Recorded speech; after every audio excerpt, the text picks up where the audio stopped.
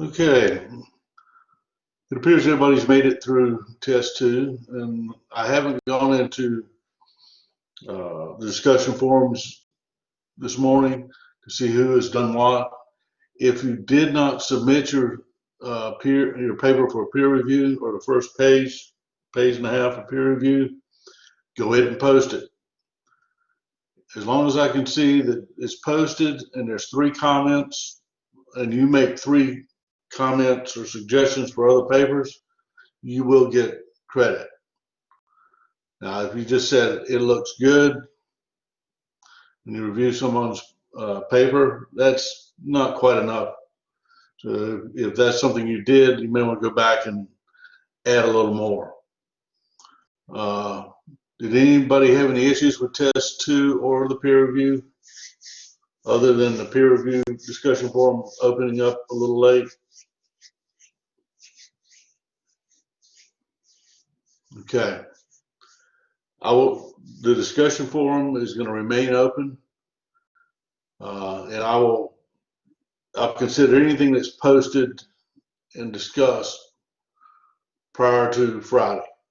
After Friday, I will not, it'll still be open, but I will not add anything to grades. I'm going to have your grades posted today for those who completed the process of submission and three comments. If you have any questions about that, just send me an email and I'll see what we can do to resolve whatever issues you may have. Okay?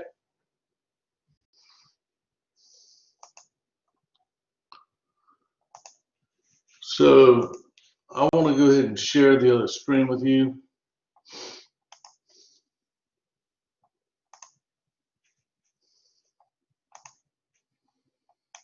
When we start looking at chapter 13, it's the cost of production. What does it cost us to produce this good or service? If you're an attorney, you have to make sure you cover the cost of your building, your power, your light bill, your association dues, your paralegals, phone services, and any other type fees that can arise. So when we're looking at cost, it can be either a good or a service that we have to determine the cost. Because if we're charging $10 an hour as an attorney, we're probably not doing too well. We'll have a lot of clients, but they're not going to pay the bills. So that's the objective. When we start out, we're looking at businesses and their activities. We want to pay attention to their costs. As if you are in business, one thing you want to do is minimize your costs and maximize your revenues. Chapter 13 is just looking at costs, short run and long term costs. If you look at the exhibit PowerPoint, it has a lot of graphs in there. We'll look at that after we look at the material in the chapter. Okay? So in chapter 13, what we're looking for is what is a production function, what is marginal product, how are they related, what are the various costs, how are they related to each other and to output, and how costs are different in short run and long run, and what are economies of scale. That'll probably be one of the last things we look at is the economies of scale.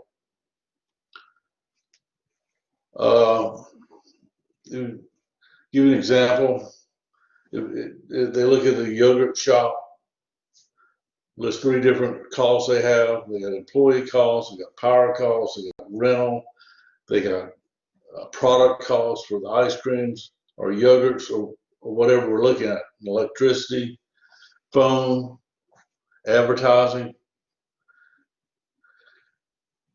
And if we look at the costs, if we look at just wages, if we decrease the wages, we're probably not going to get the workers we really want.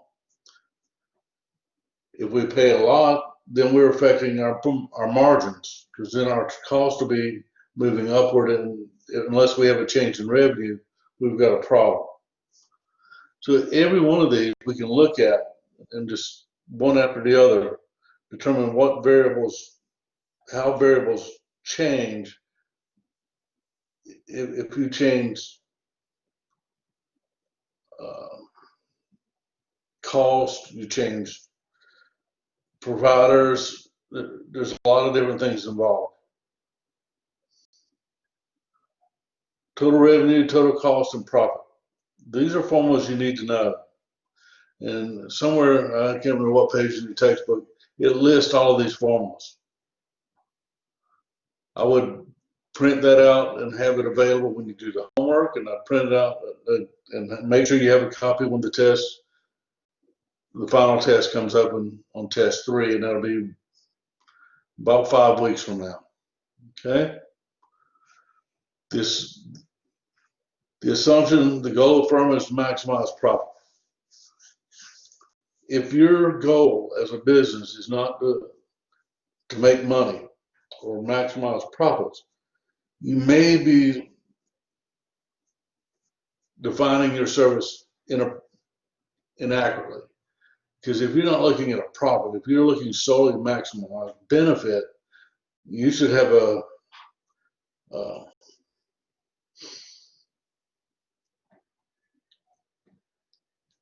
service of no charge, and you have to be a business like Goodwill Industries. There's a lot of different things you can do, but you're a nonprofit. If that's not your motive, you are a nonprofit, and you shouldn't get upset if you don't make money. And even nonprofits need money for their overhead. Some use more than others. Total revenue is the price times quantity. If I sell one item for $10, I got $10. If I sell 1,000 for $10, I got $10,000. Very simple, easy math. Total revenue is price times quantity. Total cost. There's several components with total cost. You have 2 different types of costs. You have fixed costs that do not change with the level of production, and you have variable costs that changes with the level of production. Hopefully, in most industries, when we talk about fixed costs, it's constant. It's like the CEO's salary, the base phone bill, the rent, the mortgage payments, the loan payments, those type of things. Those should be fairly constant. And it doesn't matter if you're making 0 units or 1 billion units, it's still going to be there. Now, variable costs, what we want to do, it's an upside down parabola. We want to find the point where we minimize our costs. And if we can find the point we minimize our costs and we maximize our total revenue, we're profitable. And that's what you see in the last one, is the market value of inputs firm uses in production. You got your total revenue minus your total cost. That is your profit. Now, the Jelani's Gelato's shop, they sell 15,000 pints of gelato a year for $5. The total cost is $65,000 a year. How much profit does the shop bring in 1 year? There's nothing here. Unless they give us, the total cost is $65,000 a year, excuse me. So we multiply 5 times 15, 15,000, gives me 75,000. And if our cost is 65,000, that means our profit is 10,000. Now, in this cost structure, I've done some consultations with businesses in the past, and a lot of them, they have problems because they don't include everything in their total cost. You'll have individuals that will live out of the cash register. They say, well, I own the business and everything in there is mine. Well, that's true. But when you get to the point where your total revenue is $65,000 and your cost is still $65,000, that means you're not getting paid or someone's not getting paid. So if you start a business, set up accounting register and make sure that you include your salary in the cost of doing business. And don't give yourself a minimum wage salary to make it look good, and then you still live out of the till. If you need $100,000 a year to survive, that's what your salary needs to be. Or either you need to cut back on what you consider necessities. Now, we go back to the very beginning with the cost of giving something up. That's our opportunity cost. But we have explicit costs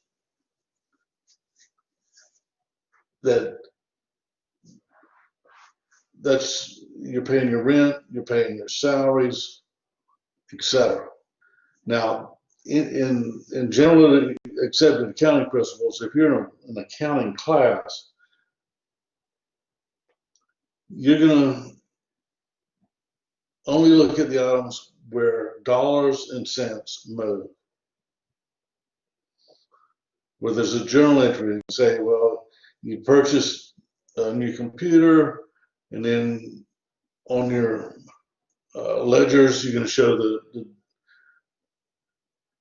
you're going to debit the cash, and then as far as equipment, you'll have a credit. But when we look at implicit costs, these are the things that you're giving up. Let's say I want to open up a Outback Steakhouse in 4 Oaks off I-95, or at that exit on I-95, which I think is 87. When I apply for the franchise, they're going to want to know where I'm going to locate this facility. Now, the lot right on I-95, visible from the exits north and south, easily accessible, that's what they want me to do. If I go 10 miles away from I-95 on the other side of 4 Oaks, I can get the land cheaper, but I give up all those potential customers on I-95 because 4 Oaks is not going to support my business. I need the people off I-95. So when you look at economic costs, you have to consider what you give up. So if you go for the cheap land, you end up reducing your revenues. If you pay for the land and you pay a premium price for the land, but you're on I-95, you're at an exit, you have increased the potential traffic to your facility 100-fold.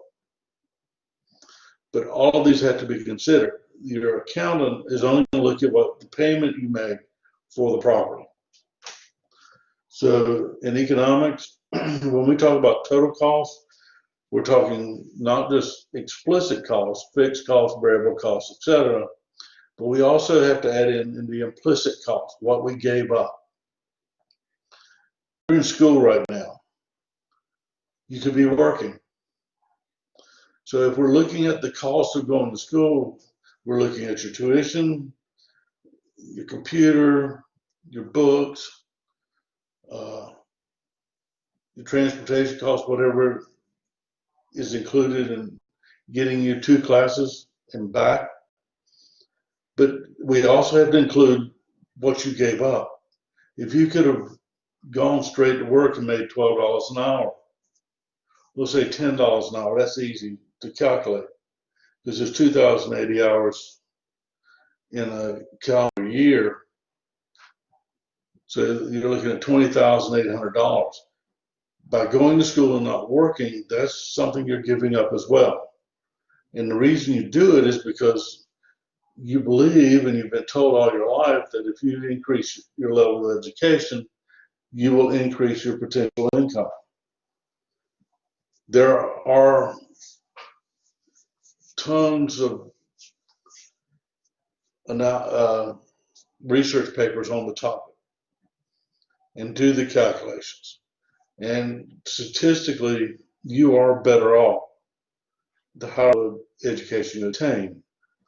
And the higher your level of education means that income is going to remain constant for a longer period of time than if you were in the business of laying tile or something in that order. Now, I'm not saying that individuals that don't attend community college or four-year institutions or grad school or get their PhDs don't make money. Close friend was a tile setter on the business, and he was making upper six figures every year. But he could only do the work for so long because it is a very difficult and tough job on your body and your joints. Now we go back to Janelle and the gelato shop. She pays $20,000 for materials and $12,000 for rent. She can work at the local coffee shop for $25,000 a year, identify and calculate the explicit and implicit costs. The explicit would be the $32,000. That's the two things that we're looking at here. That's part of the total cost. But the implicit cost is what she gives up, which is the $25,000. So all of that has to be taken into account. And the total cost is $57,000. It's just, it's a simple process doing these calculations. Just take your time. They're going to give you the information you need. Main thing you're going to have to do is look at explicit and implicit costs when they start asking questions about this. And you have to know the difference. Explicit, that's dollars and cents. It's the actual cost. Implicit is what you give up, like staying in school and not going to work for $10 an hour or even $20 an hour.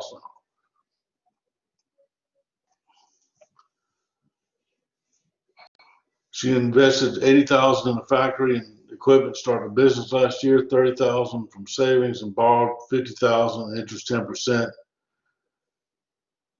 We're going to look at the explicit and implicit costs again.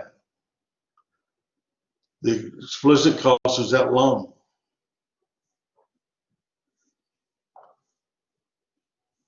And we're looking at the cost of that money, which is the interest she's going to pay every year is $5,000.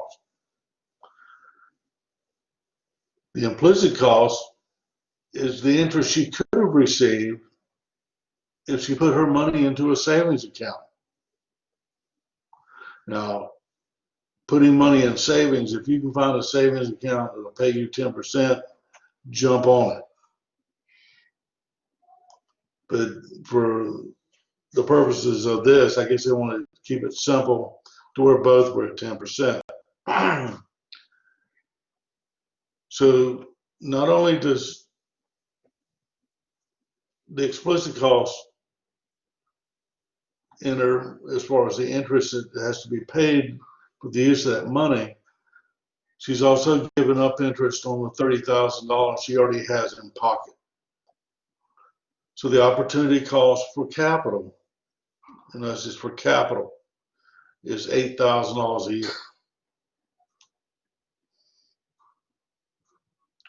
Now, I talked about accounting profit is dollars and cents, debits and credits.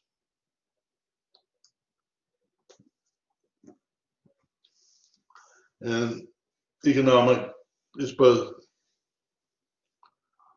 explicit and implicit costs. Jelani, they like Jelani.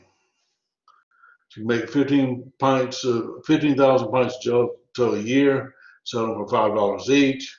She pays $20 a year for raw materials, $12,000 for rent. She can work at a local coffee shop for $25,000 a year. She invested $80,000 So that's the 30,000 from saving, the 50,000 from the loan, both would be in at 10%. So if we wanted to calculate her revenue,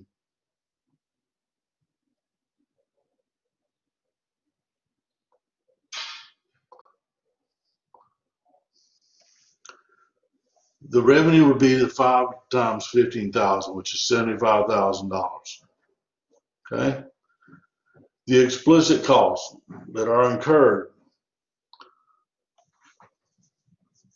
we have 20,000 plus 12,000 plus 5,000. Remember, the 5,000 is the explicit cost for the borrowing of the money for the use of that $50,000.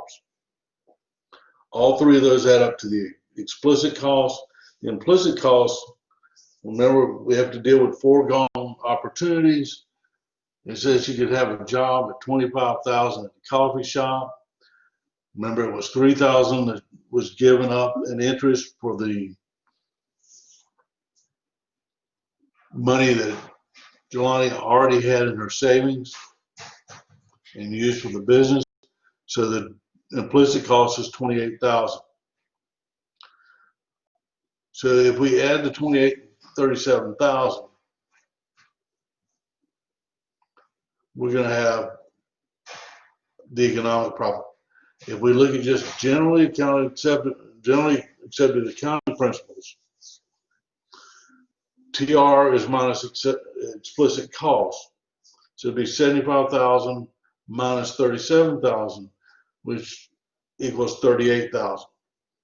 So Jelani is better off working in her own business and selling gelato than going to work at Starbucks for 25. That's just straight accounting.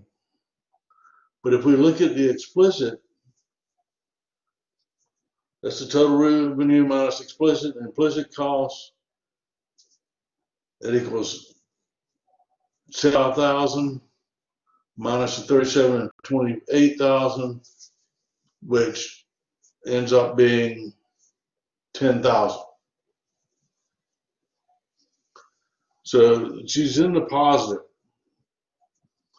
but you'd want to see more than that, because see, in this case, what they're including is a salary of $28,000.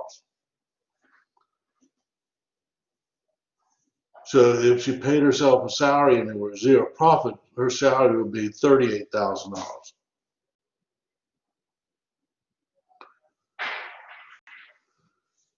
Okay, we're dealing with the basic supply and demand stuff here. The equilibrium rent for an office space is just increased by $500 a month. And you have the determined effects on the accounting profit and the economic profit. Now, in the two ways they're looking at this, you rent your office space, you pay $500 a month. You own your office space and you don't have to pay that. But there's still costs incurred by owning your own space.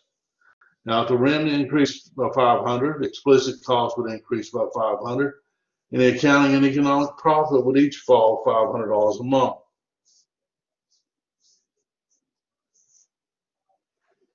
Because they're taking that money away, your costs are increasing. So if you have a situation where you have an increase in total cost,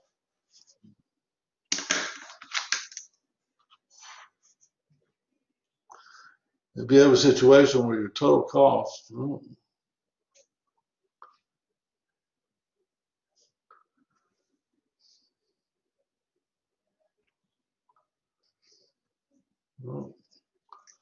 you don't want to do that. I was trying to draw a graph there, but you don't want to do it.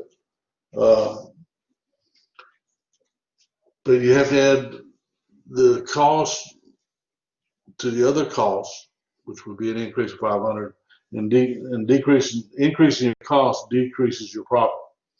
If you own your own office space, the explicit costs do not change, so accounting profit does not change.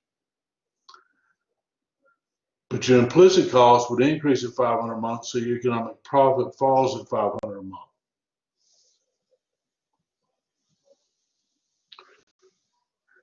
Now they look at the assumptions that production is in the short run, the factory size is fixed, and then to increase production to hire more workers. When we're looking at short run, we're looking at activities that occur and there's no changes in the total cost. Well, the total costs are zero. I mean, not total costs, fixed costs are either zero or fixed, because it's like taking a snapshot. If we're looking at a business to see how they're performing or how they're functioning, we want to make sure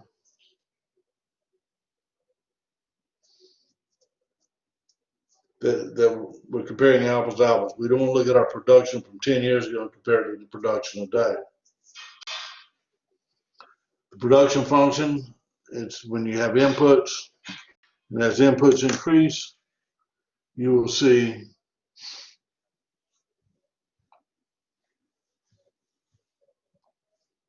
a decreasing increase in production. And we'll see that as a little further in the chapter. Because you look at different services that are offered by the government, and everybody keeps screaming, well, they need more money, need more money. Well, if they're failing with their existing amount of money, and they fail with the amount of money they had 10 years ago, it's not a money problem. It's a function problem. Could be they have too many people doing the same thing, and people are money. But the production function will level out at a period of time, and it will actually go negative.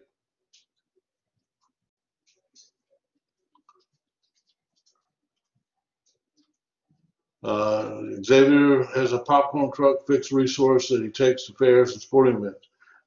As long as Xavier has to make a payment on that truck, that's fixed cost. So if he doesn't do anything, he still has to pay that cost. Now he can hire as many workers as he wants, and the quantity output produced varies with the number of workers.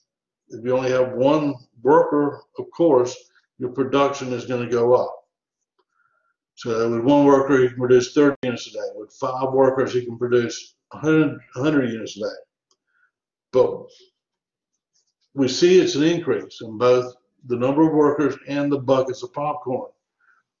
But if you look at those 5 workers, what are you getting from each worker? That would be your marginal product, marginal productivity. Because what's happening is here one produces 30, but if you divide 100 by 5, it means each worker on average is producing 20 buckets of popcorn a day, which is 10 less than what the one worker could do. Now, it doesn't mean that everybody's producing 20. You can still have that first worker that's producing 30, but that means some others are not producing it at the average. Here they're going to graph it out, quantity output, number of workers.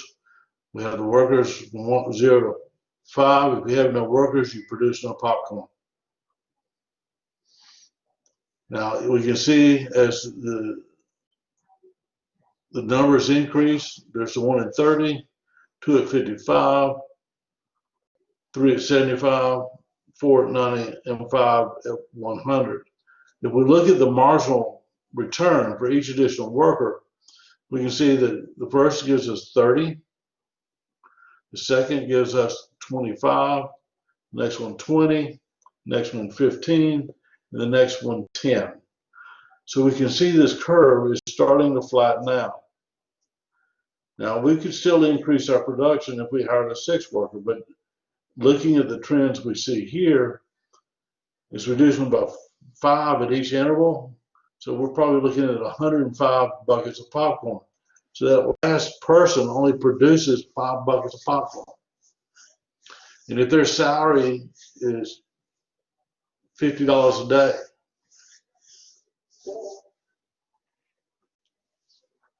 that means that they're producing,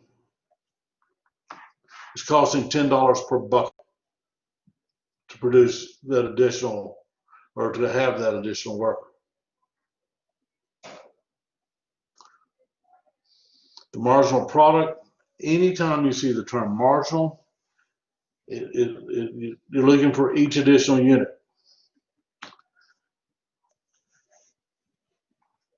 And the marginal product of labor is MPL, marginal product of labor equals the change in quantity. That's what the triangle represents, is change in quantity divided by the change in labor. So if we go back,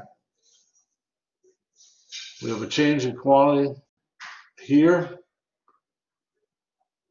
There's our change in labor. So it'll be 30 minus 0 divided by 1 minus 0, which is 1. So that marginal product of labor is going to be 30. 55 minus 30 is 25 divided by 1, because the intervals are still at 1. So this is going to be 55. But the marginal product is this.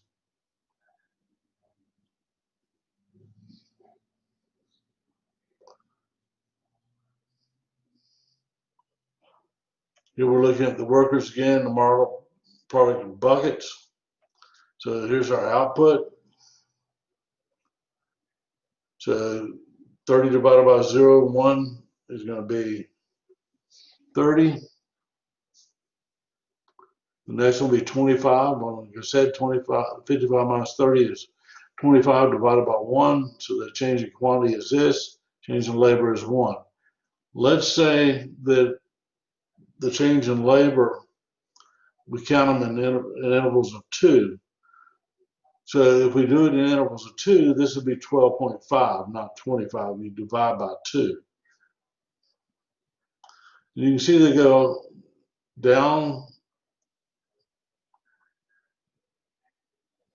and look at the change at each interval. That's our marginal product of labor. There is a point where there's too many people in the room.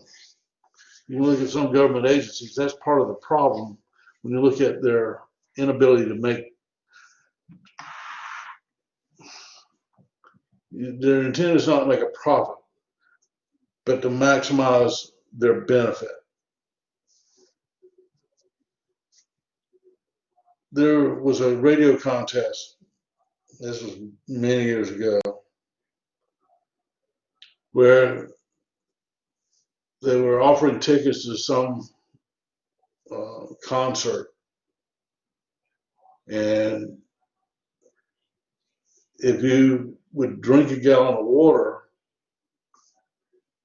you could win the tickets. And you had to do it at one sitting in a given period of time, which was very short. And this is just water. A mother entered the contest to get tickets for her daughter. She won the opportunity to go take the challenge. She drank a gallon of water and it killed her. Sometimes it doesn't have to be something that's toxic. It can be anything. But if you consume it at excess levels, your body will reject it. Now, that's not exactly the marginal product of labor, but it's the same concept.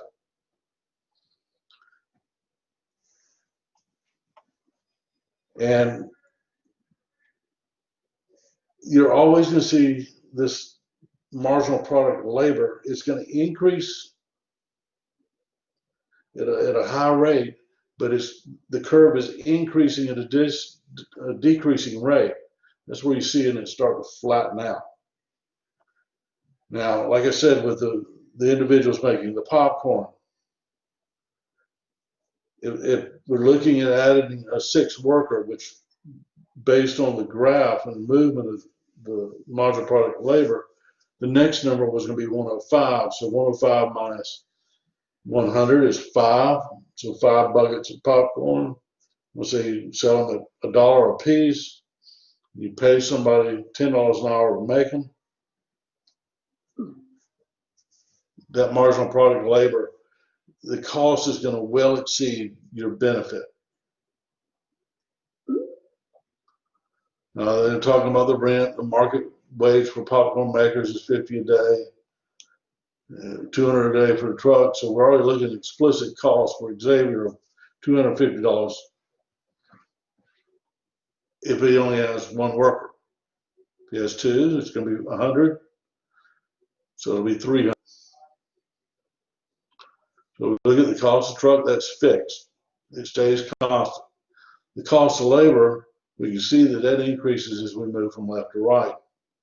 And the total cost increases as well. Now, if we have the revenues, we can start doing a little math. But if we look at the actual cost, it's going to start here at 200. That's our first interval at 0. If we make nothing, you still have to pay for the truck. But we can go down at each interval. And like I was discussing, the marginal product labor is increasing at a decreasing rate. The total cost is increasing at an increasing rate. You see it's turning upward like a J curve. And this has to be true because the marginal product labor is nonlinear and increasing at a decreasing rate. That means your costs are going up at an increasing rate. If we want to know the marginal product for the second worker, it's going to be the output is 85 minus 45 divided by 1. That's the marginal product of labor. What's the marginal product of labor for the fourth worker? When the fourth worker is in play, that means the output is 135. 135 minus 115 is 20 divided by 1 is going to give us 20. Does the production function exhibit diminishing marginal productivity? Absolutely. We can see it if we did the calculations all the way from the first worker all the way to fifth. Sometimes they'll put the number of workers in reverse order, so they go 5, 4, 3, 2, 1. They're doing that to trick you. You're going to start at 0. What is my cost at 0 as far as number of workers? What is my product? Marginal product labor. I don't have anything here. Now, one thing you need to remember is this 40.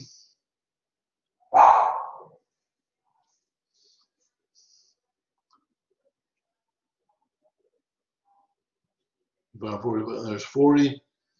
That 40 is not the marginal product labor for the first worker. 40 is the marginal product for the second person. Because it's between these two intervals. We don't have a marginal product labor of 45 for no workers. We have 45 for one worker. The marginal product labor for the fifth person is 10. Marginal product, the fourth worker is 20. And the answer is yes. Here they start breaking down total cost, fixed cost plus variable cost. We talked about that earlier. Fixed cost does not vary with level of production, and variable cost does. If you produce nothing and you have no workers producing anything, everything else should be your fixed cost. So let's say your cost is $100 a day and you're producing nothing, you've hired nobody. That is your fixed cost. You're either paying for a computer or you're paying for a car or a truck or a van or whatever. That would be your fixed cost. They're going to show us a schedule. They give us our fixed cost, which is constant. Now, if we do something to change this, let's say we add another assembly line. The moment we do that, we create an entirely new graph showing the adjusted total cost. To add another assembly line, it may cost, for the cost of machinery, our fixed cost may go up to say $30. And then if our variable remains the same, it'd be 30 times 0 instead of 18 times 0. This is just basic math. It's addition. Fixed cost plus variable cost.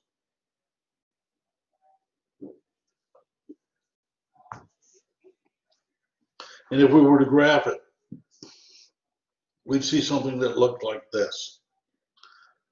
Now, we can see that our fixed cost is constant at 18. It's a straight line. And if we look at our variable cost, it starts at 0. And it moves upward. And it starts increasing at a decreasing rate, and then it goes to increasing at an increasing rate. In the total cost curve, if you do any graphs, or you see any graphs, and they show total cost and variable cost curves for the same product, and they show a fixed cost, which is a perfectly elastic curve, linear curve, the total cost and variable cost curve should be moving together. And up here we see they're getting closer together, because as we move upward, if we look at just the change in variable cost, the first is 15. And it's 10, 5, 2, 4, 8. So we see it's going up at a decreasing rate, and it goes up at an increasing rate.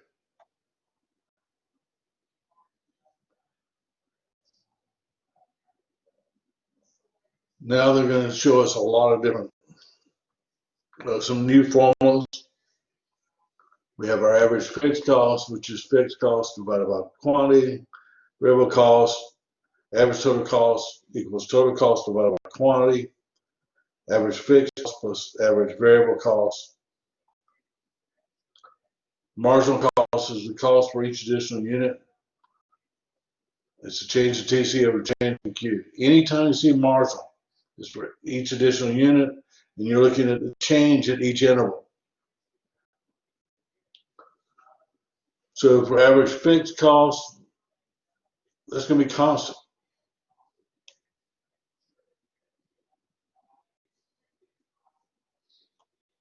Now, our average fixed cost is going to change though. It's fixed, but this will be, we can see it, it should be decreasing. The average fixed cost for the first one is 18. Remember, it is the first one, not the 0. And if we look at the average fixed cost for 10 units, well, average fixed cost, excuse me. Fixed cost is 18 and 0. You can't divide by 0. So that's undefined. 18 divided by 1 be 18. 18 divided by 2 is going to be 9, 6, 4.53, going on all the way down. So the more units we produce, we look at the distribution cost of TC is going down. Average variable cost, 15 divided by 1, 25 by 2, 30 by 3, 32 by 4, etc., etc. Same thing, you cannot divide by 0, so that's undefined. And we can see the numbers going down, and then they start going back up. Like the average fixed cost, which is in a downward slope.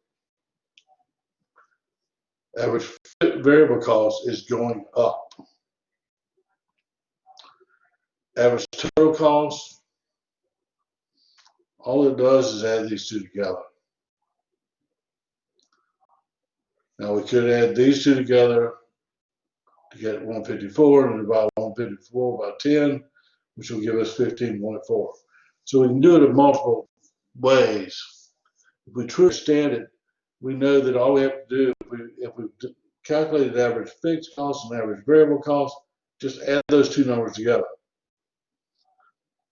because they've already been divided by quantity. Now, if you want to go the other way, it's just going to be 18 and 136, 154, etc., divided by 10, or whatever interval you're at. Marginal cost, you can see it's between each one of these intervals. It's not 15 and 0, it's 15 and 1. And to get this, we need total cost. 33 minus 18 is 15. Divided by 1 is 15. 43, 33 is 10. Change here is 1, 10. 48, 43 is 5. 50 minus 48 is 2. And then we see it starting to go back upward. So this curve was increasing at a decreasing rate. Now it's increasing at an increasing rate. You're going to graph your average fixed cost. Normally you don't have to graph that, but if you do, you can see that it's going downward.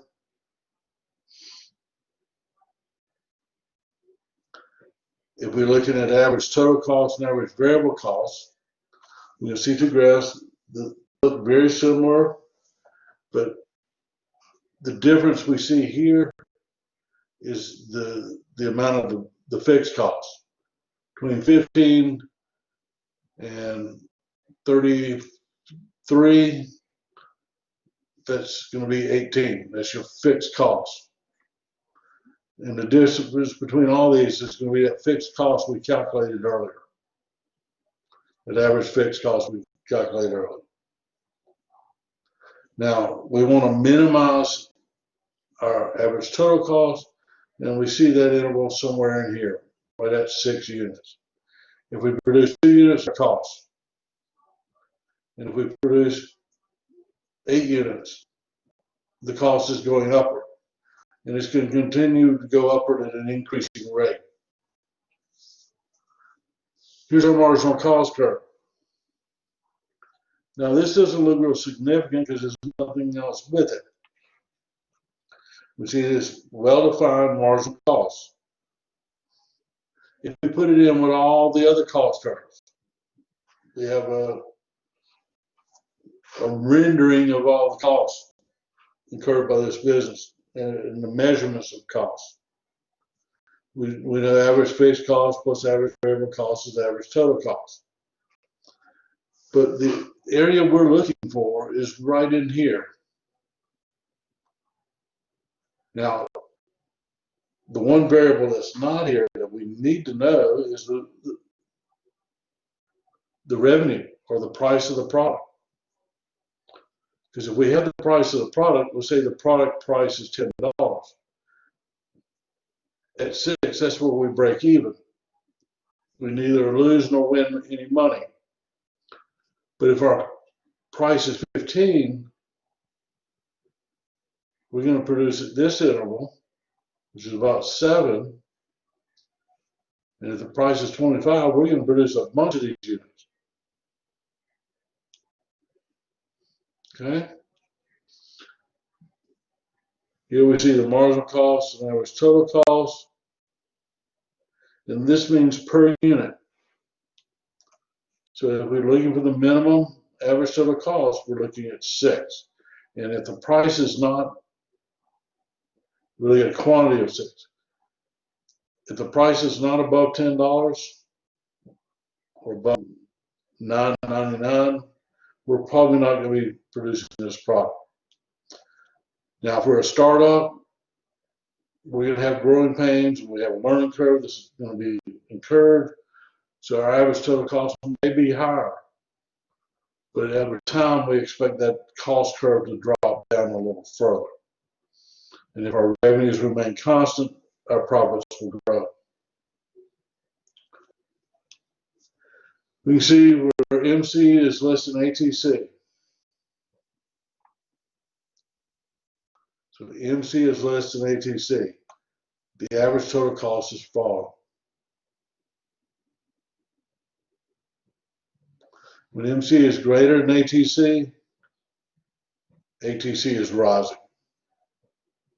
So this should be reflecting that point where we will optimize our production as far as cost is concerned. Like I said, it still don't tell us if we're profitable. This is something you probably need to pay attention to on this graph, as far as not as much the graph as what it's saying on the side. Okay.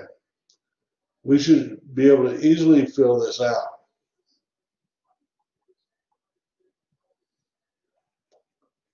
If the quantity is 0, our total cost is 50, our variable cost should be 0.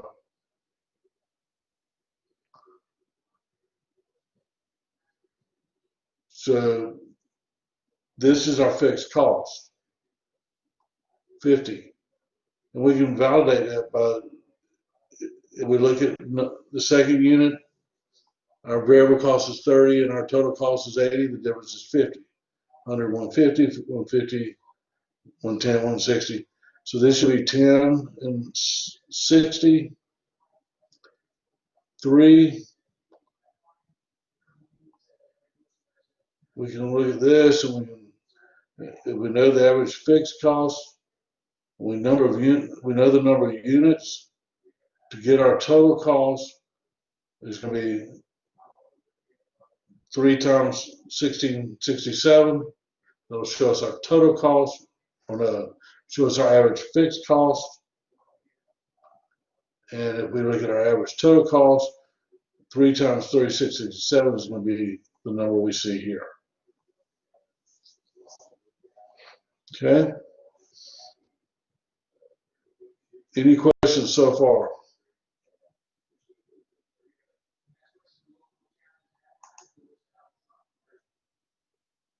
We see them filling in all these numbers.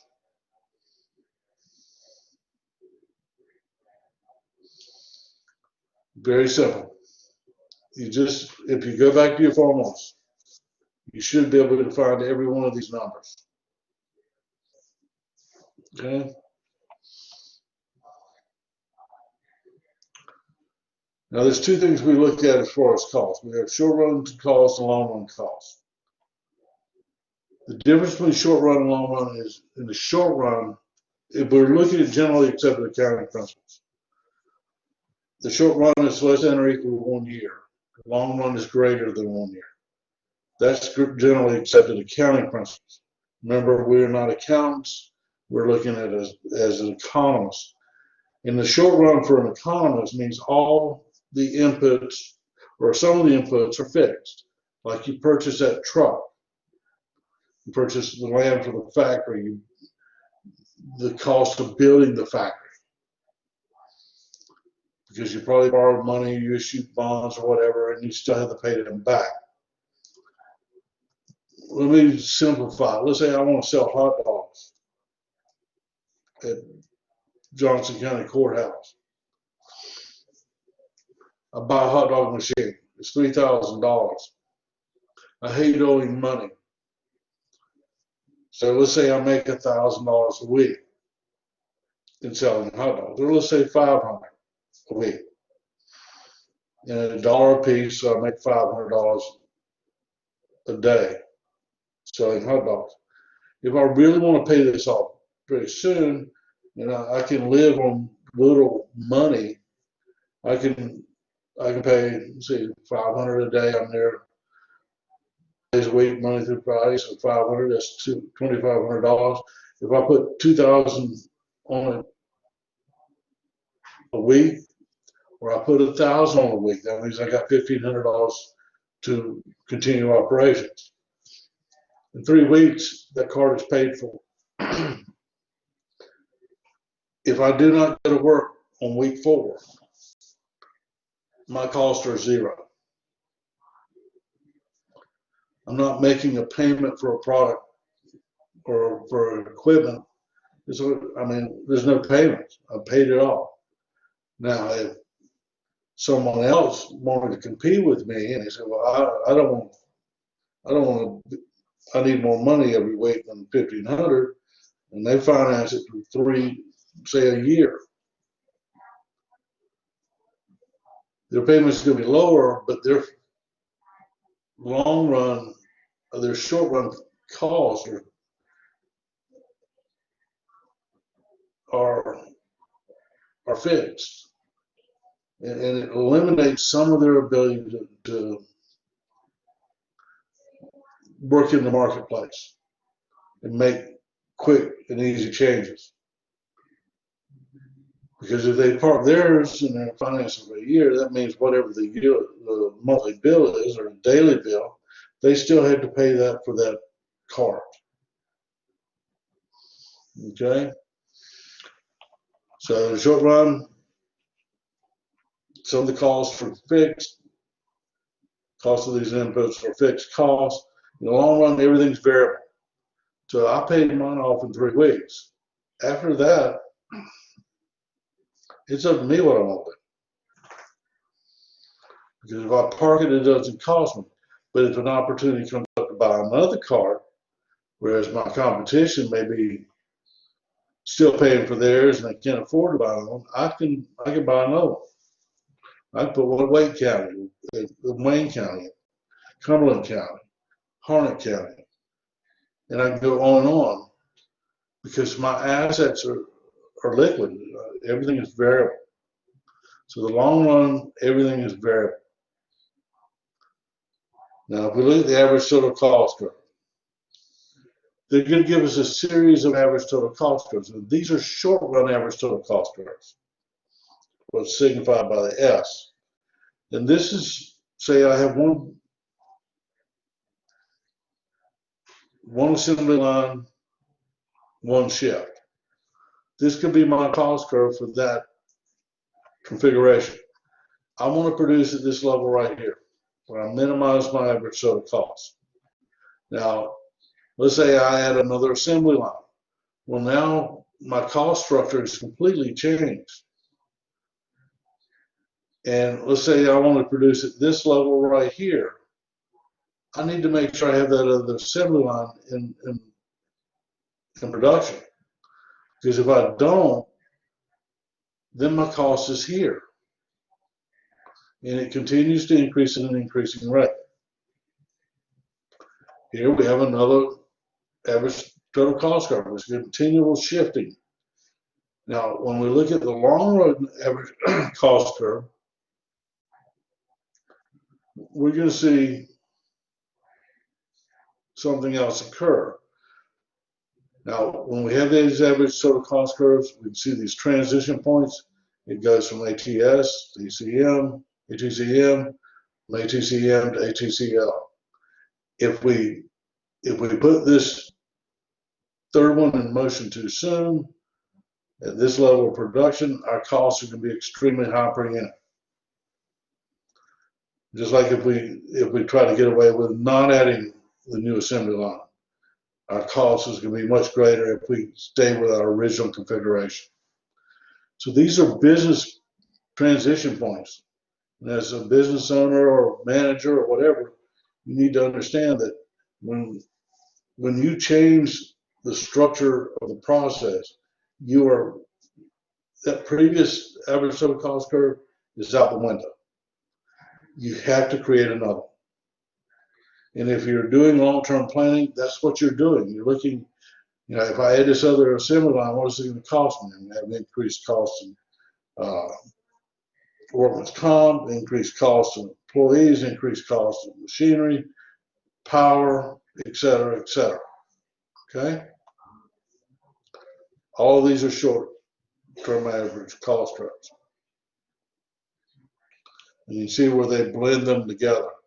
Now, if you have 1,000 of these short-run average total cost curves, this blending and transition will not be as visible. You can see the example here where they put a large number of short-run average cost curves together.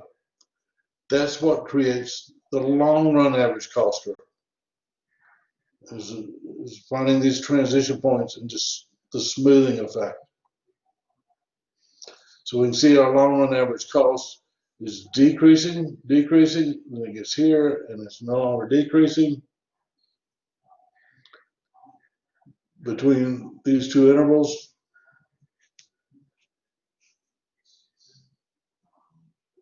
And then it starts going back up on the higher the quantity, the lower average total cost to begin with. It's decreasing at a decreasing rate, and then it begins increasing at an increasing rate. We don't want to be on that back side. So when we look at, if we break that chart down, there's three parts of it. There's economies of scale, constant return of scale, and diseconomies of scale. Economies of scale, that means for each additional unit we produce, my cost goes down.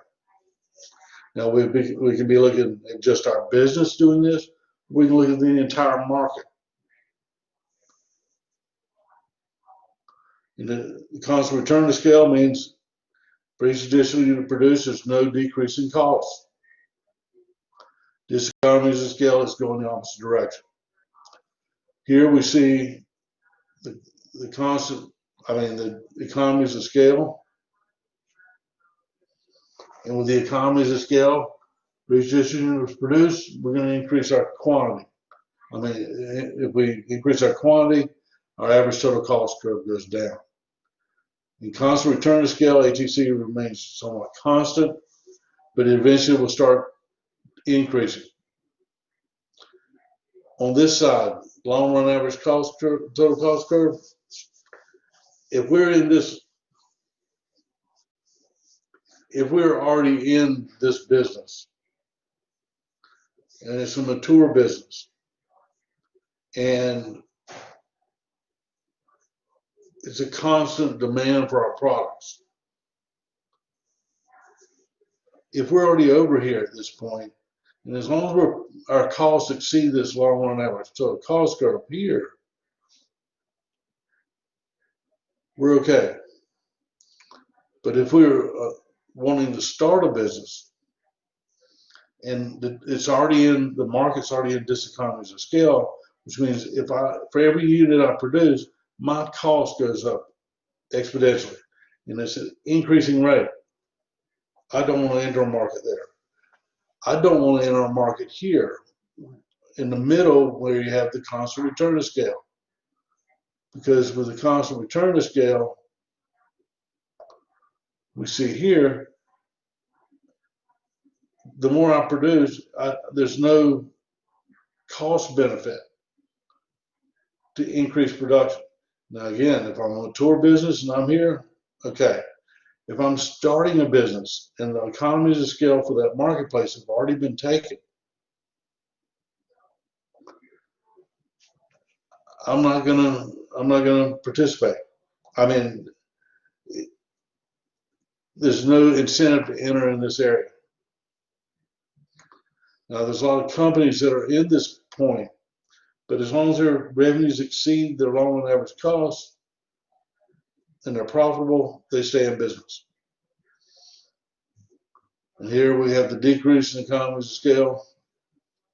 If you look at Microsoft, they've probably taken the majority of the market share or economies of scale for the home PC operating systems.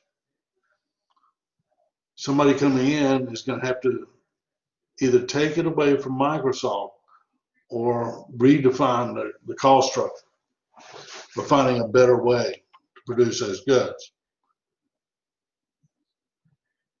Farmers are probably over in this area. There's a lot of economies of scale still remaining.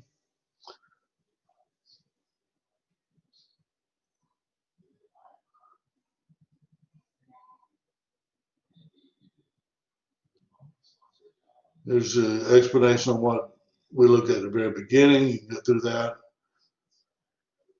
I don't know if I was prepared for the test if I wouldn't print this out, the chapter in a nutshell. It gives you some materials to reference to. Okay. Now, I mentioned the other PowerPoint presentation, which is here. You can see that it primarily focuses on just numbers and graphs.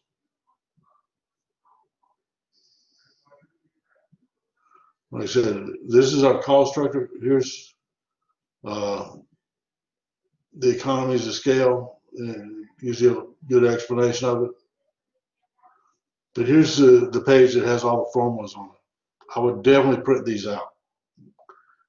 Or you can just copy and paste the material off here and put it in a notebook.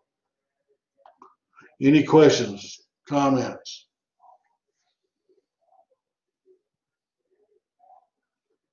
As I said, when I start looking at the peer review, the main thing I'm going to look at, one, that you posted something, and two, that you critique 3 different papers. As I go through them, if I see that you've posted your paper and you've only commented on 2, your grade will remain a 0 until you say something on the other ones, or find another paper to critique. It doesn't have to be a huge statement or commentary, but I want to see you're communicating with others. Once you reach that, I want you to send me an email, tell me you've completed the requirements, and I will go back and check, and I will change the grade. But right now, all the grades are listed as 0, but that will change as I go through and give people credit for submitting and 3 comments. Any questions on that?